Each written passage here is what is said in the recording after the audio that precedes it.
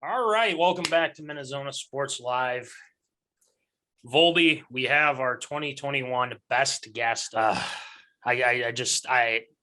having a hard time putting that together. I don't know how he got the votes, but he got them. I don't know how it happened.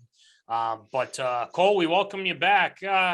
So tell me, what was your secret on the whole voting situation there, sir? Huh?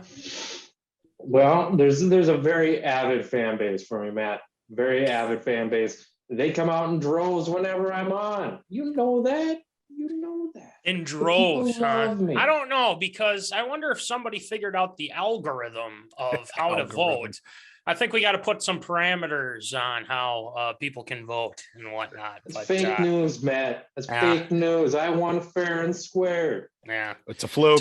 You tell Double Trouble that. You tell Will Rattel that. You tell Mikey that.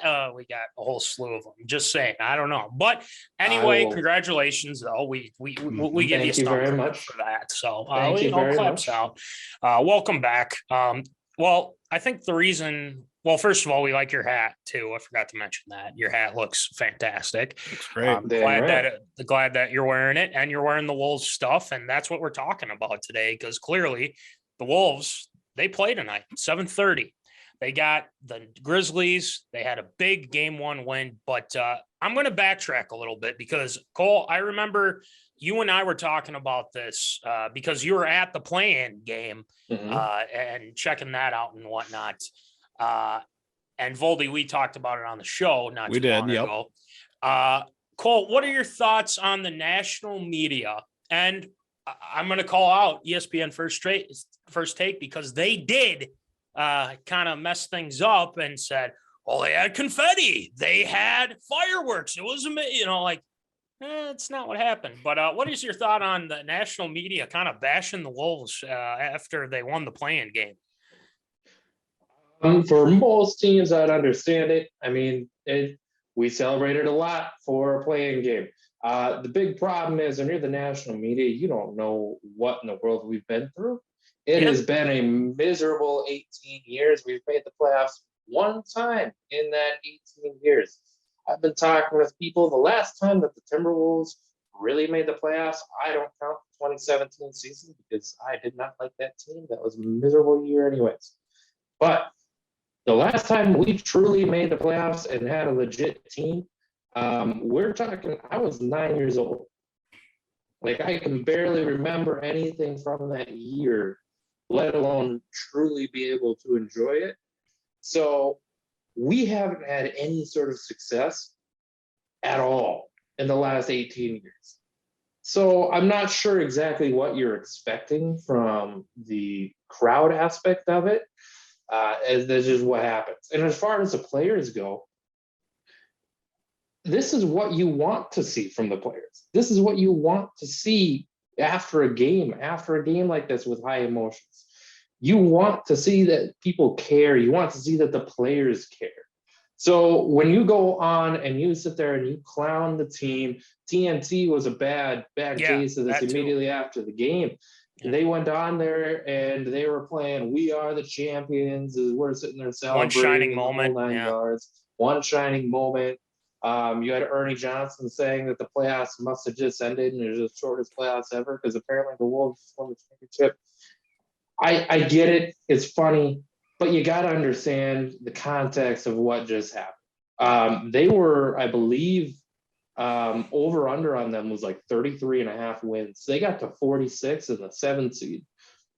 There's a real chance to upset the Grizzlies in the first round, which we'll get to that later. And when it comes down to the players, like I said, this is what you want to see from the players. You want to see passion. You want to see wants to do better. So that's my take on it. As fans wise, we've been miserable, and players wise, they just care. And I love that. So yeah.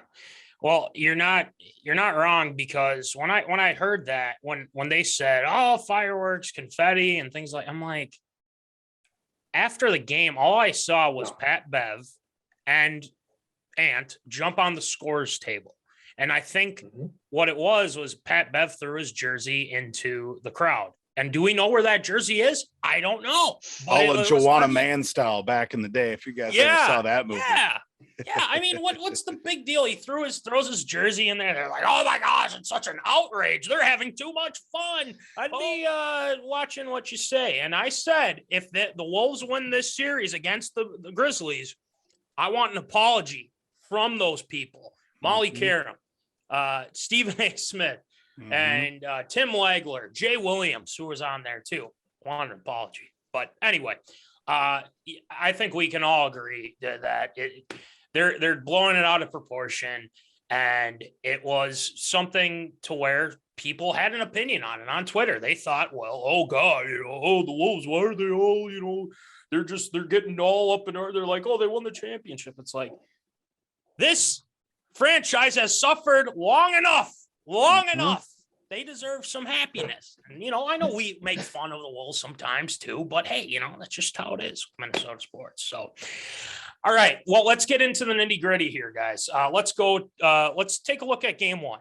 And obviously the Wolves, they were ready, man. And I was very happy to see what they did, how Cat bounced back, Cole, how Ant kind of took charge, which he should have. I mean, he definitely should have. So first, let me get your thoughts on game one. What are your thoughts on how they played? Well, Anthony Edwards just showed out that game. He really put himself on the map. National media is not going to sleep on him anymore, and getting a lot more love after that game. LaMelo can take a back seat now as far as the second year player love, but he produced like none other, and it was a fantastic game for him. I'm a bit worried about a letdown now. I don't know if he's going to fully be able to keep this up. Remember, he's 20 years old. So I think you're going to need other players to step up for us to be able to win this game, because I don't see him coming out, putting up an efficient 36 again. Another guy that really came to play, Jaden McDaniels. Jaden McDaniels defensively was fantastic. He had some clutch shots too. He came and he balled out. So those are the two guys that really stood out to me regarding this win. We need to see more. If we're going to keep winning like this, we need to see more from D'Lo. D'Lo needs to be able to score. He needs to be able to play better than what he showed on Monday. It was very good to see Cat actually show up. I was a bit nervous about that with some of the pressure and some of the playoff calls. Great to see him show up. I know he's struggled in the past with the Clippers, but he's dominated against the Grizzlies. So I think that should help. And if we do happen to move on, we'll be seeing the Warriors, which he normally does very well against the Warriors too. In all likelihood, that is a game. I mean, it's not finished, but it's finished. So in all honesty, if we win tonight, are we looking at a sweep? No, I'm going to say no, because knowing Minnesota teams, it's just, if they sweep the Memphis Grizzlies, then I'll eat my words and I'll bow down at the feet. But I don't think so. Even if they go up 2-0, I still think Memphis is too good to let us go and sweep them. I feel like that's just my humble opinion. Voldy, what do you think? I mean, I feel like Memphis is a team that could definitely sneak one out on the road. I think it's going to be one of those games where they get out by 2 or 3 points. Maybe a shot goes into Ja Morant's way at the late stages of maybe in the end of regulation, maybe an overtime period. These two teams are too evenly matched, I think, to keep it in regulation as well. We almost saw that in game one, but the TWolves were able, obviously to get some big help down the stretch too. And that's the way the second half of the season really has been for the Timberwolves too. They're a grind them out kind of team, especially when it's been, winning 145 to 137 or something like that, because buckets are getting gotten on both ends of the floor. It's just which team's going to convert more at the end too. But I feel like Memphis is a hard team to keep down too, especially when they have, guys like, I've been really interested in how the post play has been, or at least with guys like Steven Adams and Cat too, mixing it up down low in the paint too, and getting their shots from, wherever. Obviously those are two big guys that you definitely can't not account for out on the floor too. And I think a lot of that has to do with the development that I should say development and relationship between Cat and Finch. And I think Finch has done a fantastic. I think it's a travesty that he's not, or he was a finalist for Coach of the Year, but I think he's out of it now because they're down to the 3. But I think that's kind of fluke. I think it's a fluke. Yeah, it's a sham. Yeah, I guess Monty Williams, with the Suns, they're damn good. But then again, it is what it is. They were good last year. So, yeah, true. Yeah, that's a good point. So real quick on the Coach of the Year thing. I understand that the Suns are amazing, but they're an amazing team. Sure. They did what they were expected to do. They're winning games that they're expected to win. Fair They were enough. just in the NBA Finals last year. Exactly. It should, in my eyes, it should be between 3 coaches: Taylor Jenkins of the Memphis Grizzlies, Okay. JB Bickerstaff of the Cleveland Cavaliers, and then ChrisFinch over with MinneZona. Those are the 3 teams that really overachieved. Those are the 3 teams that, if you look at the beginning of the year, that they excelled far beyond their expectations. I understand why they went with the way it was. It's how they've always done it with coaches that were right at the top of their conference. I don't agree with that system. I think it should go to the coach that got the most out of the roster he was given. But those are my 3. Also, real quick, I know you said no. If we win tonight, I'm going on the record. We're gonna finish out those last 2 games. It's gonna be a sweep. All right. We have this recorded. Tonight, Yep. if we win tonight, it's a sweep. It's a wrap. I'm glad we got this recorded. I'm glad we have this. 1, 2, 3, Cancun. Get them out of here. Next up. I'm just saying you're putting yourself up for most absurd statement now. I mean, if they don't do it, let's say they win 4-1, then it's a little less absurd. Well, if they win 4-2, there's give and take. But if they lose, oh boy, Cole, Hey. Yeah. I said if they win tonight, by the way. Okay. If they win tonight, then it's a 4-0 sweep. We're gonna hold you to it. We're gonna get back. Yeah. And that crowd's gonna be insane. Yeah. No. And we're gonna take care of business game 3. And then when you're up 3-0, that Grizzlies team is just it's gonna be demoralized. They're gonna be fighting. Right. We're gonna take care of it, Matt. Yeah. All right. I'm just saying if they go up 3-0, then I think that's probably what's going to happen. But let's kind of get into the nitty gritty. Let's look into game 2 here, because we kind of talked about Cat. We talked about Ann a little bit. I feel like the main thing for the Wolves, and I think throughout these next few games, how do they contain Ja? And obviously, I think the one person you want to have on Ja and guarding Ja is our guy Pat Bev, right? I mean, would that make sense, Cole, with Pat Bev and or Edwards? What do you think? That's not Pat Bev, I think, would be a good option in Spurs. With his age, I don't know if I want him on there on Pat or on Ja like that full game. I would look at guys like Vanderbilt getting some time, being able to really put some pressure on him with his size and being able to contest a lot of shots. Anthony Edwards, I think, will probably get a little bit of time. He's not going to get a lot because of the fact that he's going to have to do a lot offensively too. So he's going to carry a lot of that load. But I think it's going to be a mixture of those 3. Who knows? Maybe you see Okogie get a little bit of time if things go south on that end, because he can be such a pest. The big thing defensively to watch is to see how Cat handles pick and rolls, because they're going to be setting all the pick and rolls for John Morant. They're going to be taking Cat's guy up. They're going to try and attack him, get into foul trouble, get him in situations he does not want to be in.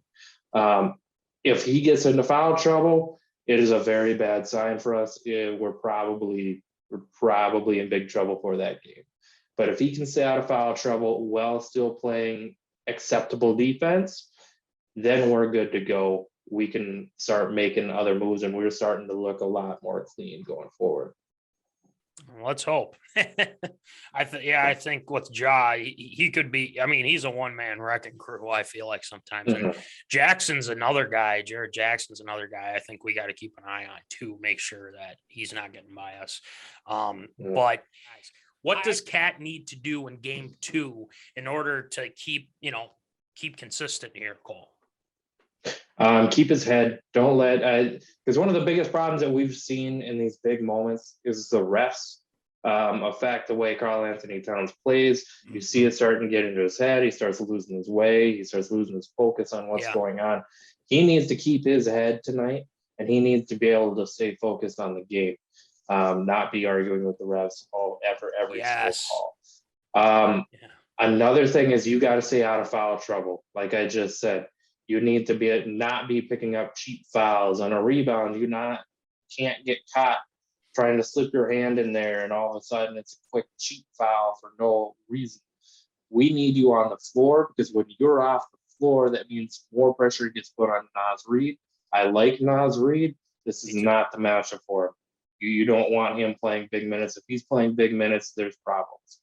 So he needs, really truthfully, I think he has a big game no matter what, as long as he stays on the floor.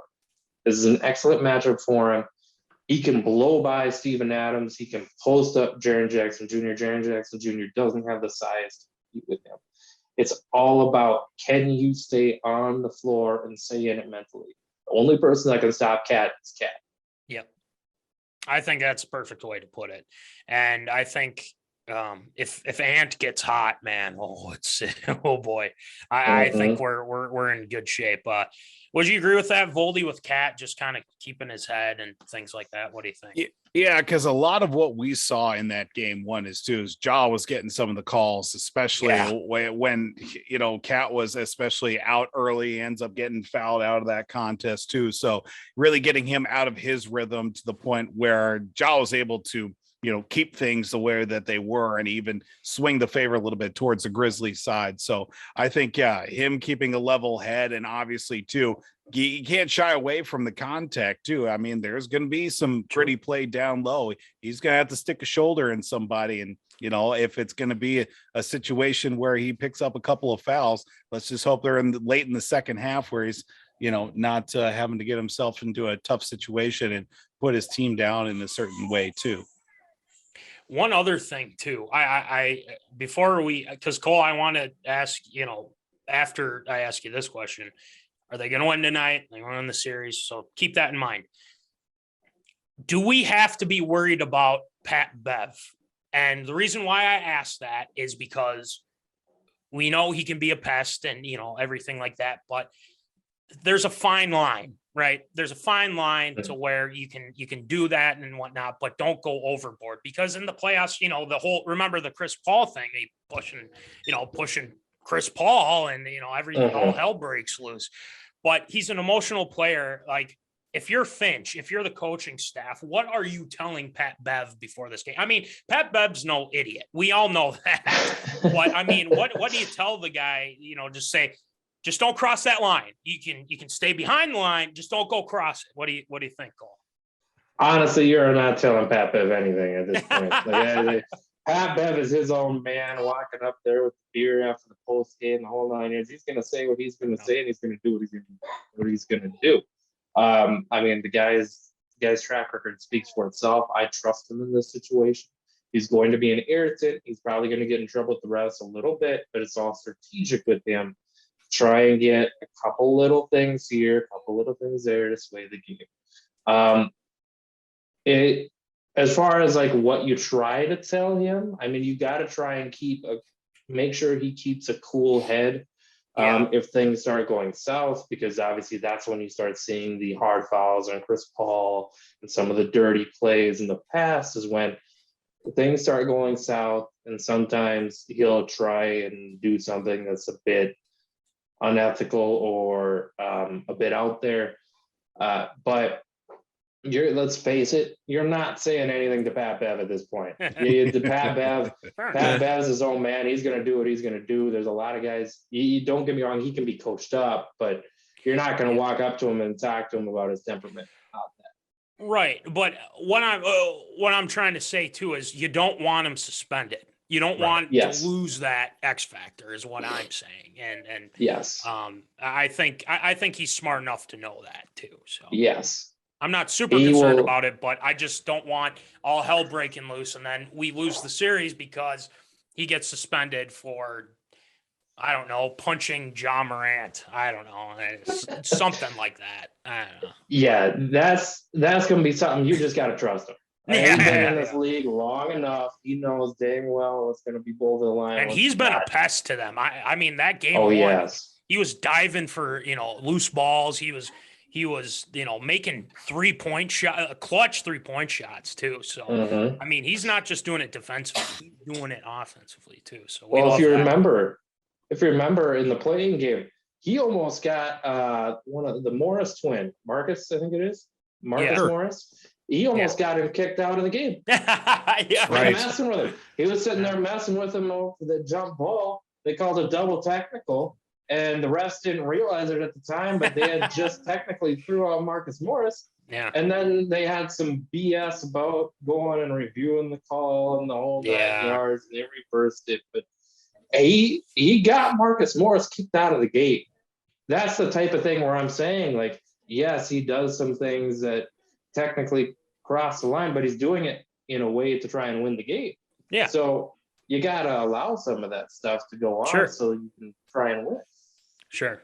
Hey, well, we love Pat Bev, that's for sure. I mean, he's been a fan favorite now. It's ever since he stepped foot in Target Center and whatnot. All right. Cole, do the Wolves win tonight? Game 2 in Memphis. What do you got? Not to be a buzzkill here, I don't think we're going to win tonight. Whoa! I don't. I think that we stole our home game. We stole our one road game to make this a series and to really go hard. If we win tonight, that's an emphasis win, and that's why I said I think we would sweep at that point. Okay. Because we basically just put our foot on their throat. I personally don't think that Memphis is going to allow that. I think John Morant comes out. A couple names to keep in mind on this. Desmond Bane. I think Desmond Bane's going to come out. He's going to play pretty good. And I think he's going to produce some points. DeAnthony Melton, too. I think he's going to come out the bench. I think he's going to put up some points along with John Morant and Desmond Bane. And I think we're going to go back tied 1-1. Okay. Voldy? Right. Win tonight. Yeah, I got to agree with Munson on this one, which is something I'm glad we're agreeing on this and this is recorded because it probably won't be too often to hear me saying agreeing with Munson on something. Yeah, I think we did steal our one road game. It is a buzzkill for the Grizzlies too, but I think the sustained momentum that the TWolves had in game 1, that's going to be tested tonight. I think Memphis, a very hungry team, and some of those players that Munson did mention, they're going to have to step up, obviously, because, the Wolves are going to be teeing in on Ja. They're going to be teeing on and Triple J. They're going to be looking in at Steven Adams too. It's just, because in the playoffs, it's all about, we know the stars are going to do what they're going to do. It's about those guys that are the 4th, 5th guys, the fifth, the 2 guys that maybe come off the bench that make the biggest, part of the run, because obviously those guys are going to be leaned upon too in some of the later moments. So it's going to be a very interesting one. I don't think they win tonight, unfortunately. You guys are making me going back and forth on this. Stand your ground. Yeah. Go with your decision. All right. Be your own man. Okay. Fair enough. I'm going to say they'll probably lose tonight. I say that in the aspect of, I said Memphis would win in 6. Okay. And that's just me trying to be somewhat, because I think they have to take some steps. And I think this is a perfect place for them to take those steps. And then going into next year, then, hey, look, they can win the series, or they can do that. But yeah, I think they'll lose tonight. But I think after that game, they're going to go into game 3. And I think they'll win that game. I think the series is going to be tied 2-2 coming out of the Target Center. So that's just my thoughts on it. But we'll see. All right, Cole, I don't know if we're going to have you on before the end of the series, but Wolves going to win, man? Are they going to take this? Yep. Are they going to beat Memphis? Wolves in 6. That's my official prediction. Okay. Wolves in 6. I like Especially, it. And I thought that before game 1. Okay. I thought that before they won game 1. Wolves are going to take this in 6. They're going to lose tonight, take care of the rest of the home games. All right. So they're going to win game 1, game 3, game 4, game 6. I like it. Voldy, Right. I think we already did ours, but just throw yours in there. I think I did say Wolves in 7, I think. You did say Wolves in 7. Okay. I don't quote me directly on that, but I'm pretty I'll sure I look said back 7. in the archive. Yeah. But I like it. I think so. Yeah. I don't know. But if they win, I will humbly say congratulations to the Wolves. It's going to be tough in the next round, though. I can tell you that much. But one thing before we move on here, but Cole, I realized something when we were setting up this interview, and I realized that this team has been, surprisingly really good, right? You have Ant, he had a lot of these other guys, but what's interesting to me is this team made the playoffs without a certain player. And I think you know what I mean by a certain player. And his name goes by the name of RickyRubio. Mr. Can't hit a shot to save his life. Oh, boy. This team went to the playoffs without RickyRubio. So how do you feel about that, Cole? Please tell me how you feel about that. We didn't need Ricky. We didn't need him. I'll say this. I think they're the 6th seed with RickyRubio. Oh, God. Oh, man. I tee it up and then he goes and does that. I tee it up and he does that. Come on, man. Hey, in all seriousness, okay. Looking back at that trade, that was a fantastic trade. Yeah. They traded RickyRubio and got back a 2nd-round pick in Taurean Prince. Taurean Prince has been amazing for us. Yes. True. He has been an absolute amazing player for us this year. So all jokes aside, that was a fantastic trade by Gerson Rosas, which, by the way, if he didn't mess up royally, is he a candidate for Executive of the Year? I don't see why not. I don't see why Like not. if he was still in office. I forgot about that part too, that he's no longer in the fold. It feels like a lifetime ago now. Yeah, it does. It does. It does. Yeah. It does. Yeah. I figured I'd bring that up because every time we have the up, there's got to be at least a Rubio reference. So we'll see. You, yeah. If they had Rubio, they're slotted in for the championship right now. Oh, God. Get out of here. Are you just trying to win an absurd statement? Is that what you're doing here? If they had a Rubio, I'd be getting my ring size checked out. Oh my gosh. Get those championship rings tested. This is the last time. No, I'm just kidding. The last time this is the last time. No. I bring all the in good fans, fun. Matt. You can't do that. The fans love me. Yeah. The fans love me. I'm just saying, if this upcoming year, you better watch yourself because people weren't happy. I mean, or the people that were nominated, they're going to be working their tails off to make sure they take you off your throne there. So we'll see. Haters gonna hate. Haters gonna hate. All right. Well, we'll wrap this up. But Cole, thanks for coming on. Appreciate the Wolves talk as always. Anytime, guys. Yeah, and we'll be talking. Thanks for buying a hat too. Yeah. Appreciate it. Appreciate it. So anyway, let's move on to absurd or approved.